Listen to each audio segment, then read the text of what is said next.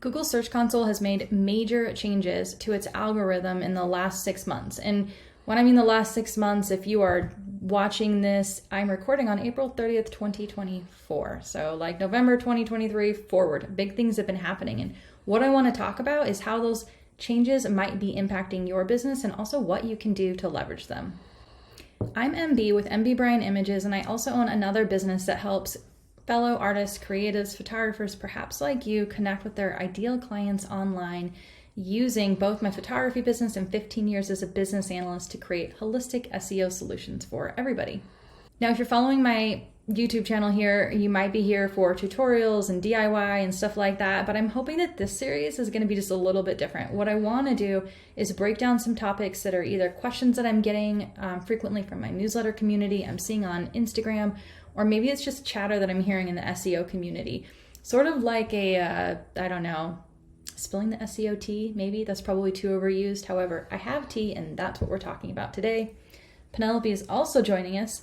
So this is going to be more of like a casual conversation, and today's topic is all about the recent changes to Google and how that might be affecting you. Okay, so before we go too far, I just want to let you know if you want to connect with me, obviously this YouTube channel is Creatives in Business. My website is right here.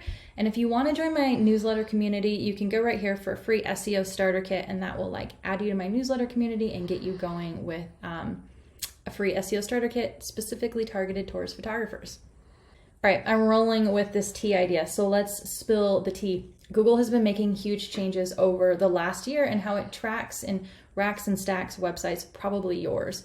Local SEO like Maps has seen a huge focus with something called an openness rate, and I'm going to talk about that in just a little bit. And a real active pursuit in identifying the most relevant, authoritative websites since AI is really taking over content creation. Also, side note, I hope you can't hear my dog snoring because she's snoring super loud. But we're just gonna let her do her thing because she's so cute. So Google puts everything that it's releasing, their core updates, into a big, huge document that's available for anybody to read. It is not the most exciting read, friends, but there is some really good stuff in there. And if I had to summarize pages and pages of information, 3 things that I think really stand out to me is the increased focus on local SEO, removing duplicate or irrelevant content from indexing. This is one that's really hurting a lot of people. And then it's starting to skip singularly focused key phrase pages. I'm going to talk a little bit more about what that means in just a second. However, this is something that I also see specific to photographers. We're really guilty of honing in on one key phrase that we're trying to rank for the most and potentially getting dinged by this latest core update.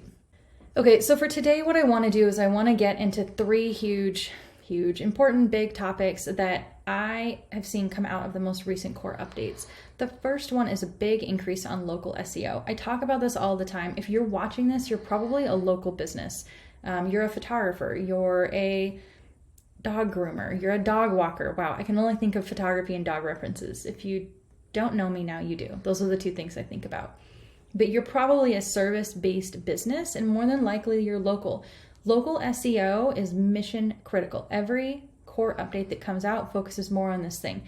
And what is local SEO? Well, I have a blog. I'm going to link it here. I don't want to go into it too much, but local SEO is essentially your Google business profile. That's the heart of it. But it's how much does Google trust that you're located where you say that you're located and that you're an authority on your subject. Those 2 combined give you a bigger boost when people are searching for the thing that you do and they're geographically close to you. That does not mean that they have to put Spokane or Seattle in front of the thing. If I search for a family photographer near me, Google's going to know where I'm located and it's going to match me with somebody that it trusts. Keyword trust is located close to where I'm at. So a lot of changes have came out about this. Here's my piece of advice. If you're not using your Google business profile, you're not actively updating your photos, you're responding to reviews, you're maybe utilizing the post feature, you're going after some citations, it's a thing you probably need to do.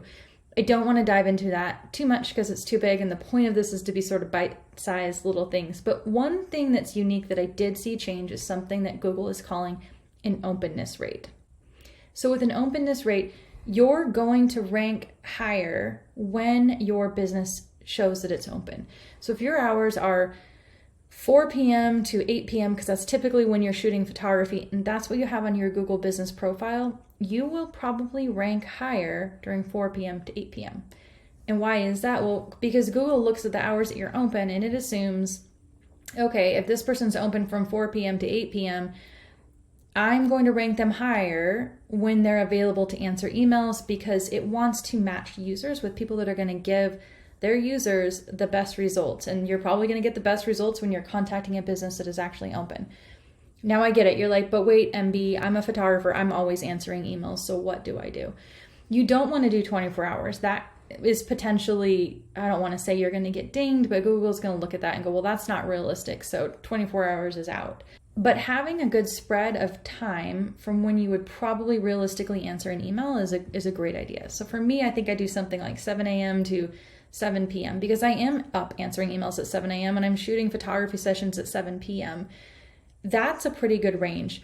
The other thing to pay attention to is, what is your direct competition doing? If nobody else is open at 5 a.m. in the morning, then you're all going to rank the same. I always say with SEO, you only have to be slightly better than your competition. It's important to know, what are other people around you doing for your hours?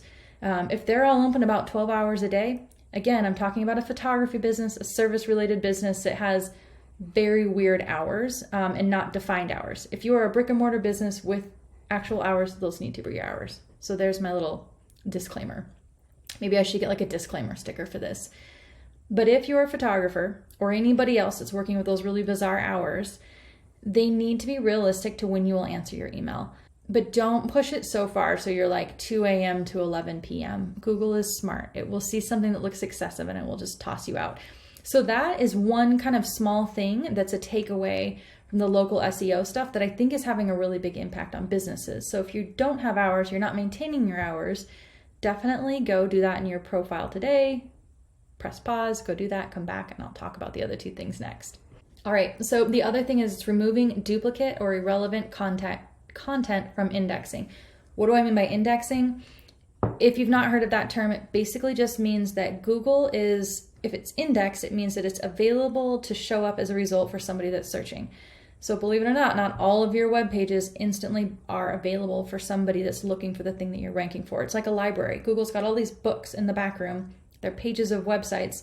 It looks at a page and it's like, okay, this looks like a good page. It meets all the things that I need it to meet. I understand what it's about. I'm going to throw it out there.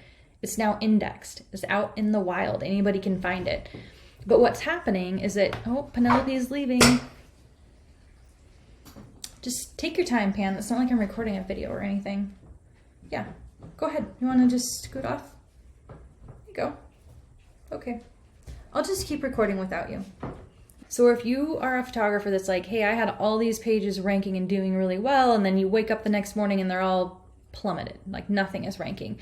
This could be due to the fact that Google is going out there and it's saying, hey, if this page looks like a duplicate of this page, like you're saying sort of the same thing, and I'm talking about blogging, it could look at both of those or one of those and then pull it and say, hey, we're not going to index this anymore. It's not going to be an option for people to find because we're trying to get rid of some of the noise out there in all of the search results.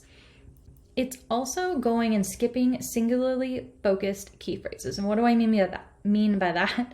I mean a website where you look at it and everything is on repeat. Everything says one key phrase. So I'm a Spokane photographer, Spokane, Washington. So I'm going to use that as an example. If everything was like Spokane family photographer, meet your Spokane family photographer, view the Spokane family photography portfolio, work with this Spokane family photographer. If I said that like 47 times, it would look like I'm overly focusing on this one key phrase. Now that's an extreme example. And yes, that's always sort of been a rule, or in the last 3 years, that you don't want to spam your key phrases. But it's getting more important that your page answers more than one question. What does that mean? Well, if I'm a family photographer, maybe they can see where I'm located and that I do family photography, but I'm talking about my style. Maybe I'm also talking about lifestyle family photography. I'm talking about my philosophy on family photography. I'm talking about working with kids.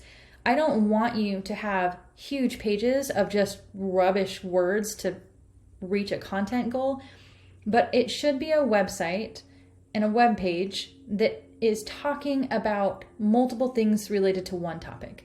So you're answering multiple questions for one person. And that's what I mean by singularly focused key phrase pages. All right, but where is this all coming from? Like, why is there this huge push for this? Because yes, it's something that we pay attention to, but no, it's not been something that Google's like doubled down on. Well, Google is doing this in response to AI generated content. Now, I want to be really clear here. You are not being dinged for having AI generated content. I use some AI generated content to a certain extent on my own website. Google uses AI generated content. I have a whole other video planned to talk about search generative experience, which is coming up, and that's AI with Google. So let me reiterate that. You're not being dinged for AI generated content. However, what is happening is that Google is actively trying to figure out what content out there is not backed by expertise and authority. So even if ChatGPT is writing it for you, are you still infusing your authority and expertise into the content? Or is it something that's readily available that anybody could prompt ChatGPT to write this web page and then here it is? When it's looking for this like duplicate content, is this a website that has probably been written by ChatGPT somewhere else? Is it so generalized that it doesn't look uniquely like you? That's really the duplicate, irrelevant content that Google is trying to pull off the internet. So you can still use AI, and you should use AI in your business, but you need to do it in a way where you're maintaining creative control and you understand what about your business is different than the other businesses out there. What's different about your business in the competition that you can feed into ChatGPT, that you can add in at the end, that you can make sure your unique voice is shining. Because this is the stuff that Google is trying to identify and pull off the internet. Now, why is it doing this? Some people are like, well, is it just dinging us because we're cutting corners? No, let's go back to the whole point of Google. Google is making money when it connects users with the businesses that it will most likely be happy with. So it doesn't just mean the businesses that have really pretty cool websites. It means the businesses that they're going to be most happy with. And the way that they're going to continue to match those people is by finding authoritative websites that are written with expertise. So that when you get past the website part, the customer and client is going to be happy with the service you provide. If they're happy with the service you provide, they're going to be happy with the search result that Google provided them. So this is a real tough one. How do we create websites if we're a family photographer that don't sound like other family photographers, right? We don't want it to go so crazy that we're not talking about family photography, right? Because that's what we do, right? And that we want people to find us by that. But I'm going to challenge you to think about what it is that you do that makes you a little bit different. For me, I love working with dogs in family photos. So a lot of what you would see on my website is talking about how to include dogs in family photos, how to include reactive dogs, how to include dogs in newborn photos, things like that. It doesn't have to be as specific as that, but I really want you to lean into what makes you different. What do your clients say about you after they work with you? How can you convey your unique brand, tone, and voice on your content? And that will really help you sort of avoid that irrelevant content ding that's happening to a lot of people. Just to reiterate this, right? And I'm going to put this right here because this is super important. Unoriginal content, overly optimized, watered down, no niche or brand voice, or bulk content are all triggers that your website might not be created by you or your own expertise. All right, so there's one other thing on here, and it's bulk content. I think that this is a really important one to talk about. A year or two ago, people would blog 2 to 4 times a week or once a week, and they would have a lot of success with this. But now it's very important that you're not creating content just to create content, right? We don't want to create content for volume, because it goes back to the fact that anybody could create volume content now using ChatGPT, and so that doesn't mean much. You only really want to create new content when you have something to say. If you're a new website, you probably have a lot to say, and it might make sense to blog once or twice a week in the beginning to get going because you're trying to build out that content. But if you've been creating content for a long time, you really want to make sure that every piece of content that you put out is unique enough. It's serving a different question or a different audience. It's answering something. And if you don't have something new to create, don't just create content to create content, because this is something that is actively getting dinged, and a lot of photographers are having a lot of blogs get pulled back because of this. And then here's an example. Have you ever done a blog and said like Smith Family Photos, San Diego Family Photographer? And then the next one is like Clark Family Photos, San Diego Family Photographer. And then the next one is John's Family Photos, San Diego Family Photographer. Sunset photos, San Diego family photographer. Did you see how many times I use San Diego family photographer? This is bulk duplicate content that Google may have ignored in the past, but is now actively saying, nah, it's too much like other stuff she's written. It's out. All right, the last one that I want to talk about here, and this isn't new, but it's what Google talks about all the time in its releases, saying this is how we focus on websites. This is what determines our algorithm changes. This is sort of how we like rack and stack websites together. I'm gonna put it like here-ish, maybe it's here. Scoot over. I probably should scoot it over for this, right? So I can put my cool diagram here. It's called EAT, and it's saying that it's experience, expertise, authority, and trust, and they all come together to create trust. So experience is, does your content demonstrate that it was created with some degree of experience? Does it sound like it was created by somebody that is an expert in the thing that you do, whether it's dog grooming or family photography? Is there expertise on your website? Are you demonstrating that you have the skill or knowledge to really dive into your topic? Authority, which is another huge one. And this is a good one because you can achieve this well with some other SEO tactics that we talk about. Are you a go-to source for your topic? Do you have backlinks? Do you have client reviews? Are there citations on the internet that back up the fact that you're an authority for the thing that you do? When they all come together in this cool little diagram, you get in the center trust, and it's the extent to which Google trusts that your page is accurate, honest, safe, and reliable. So this is hard. If I was just like, hey, create these things for your website and you're going to be great. This is sort of hard to achieve when you think about it on this like big picture EAT. However, what I really want to hit home is that if you are creating quality organic content, you are diving into your own expertise, the things that you know best, whether that is like working with families that have neurodiverse kiddos, or me, and it's including the crazy reactive dogs that nobody else wants to work with. What is your expertise? What is your superpower in the thing that you do? If you really lean into that, answer specific questions, be unique with what you're saying and true to your own brand voice, you're going to probably meet these. Now, does this mean that you don't have to go after citations and backlinks and all that other stuff? No, because that's really where the authority piece comes in. But the core of it is that you're creating a unique brand voice, and you're communicating well and clearly to both your users and to Google that you're the best at what you do.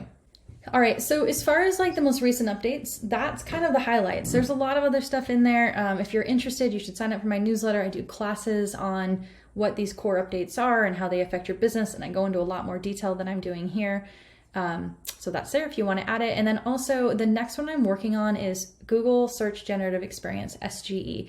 And it's going to be the same thing, kind of a casual talk about what SGE is, when it's coming, what to expect, how to prepare. Spoiler alert, if you're in the European Union, that one does not apply to you yet, so you can just skip that video. I hope you liked this video. If you did, leave me a comment below, share it with a friend. Kind of excited to do more of these like informal chats, spilling the tea without actually spilling my tea, because that would be super sad. Have a great day, friends.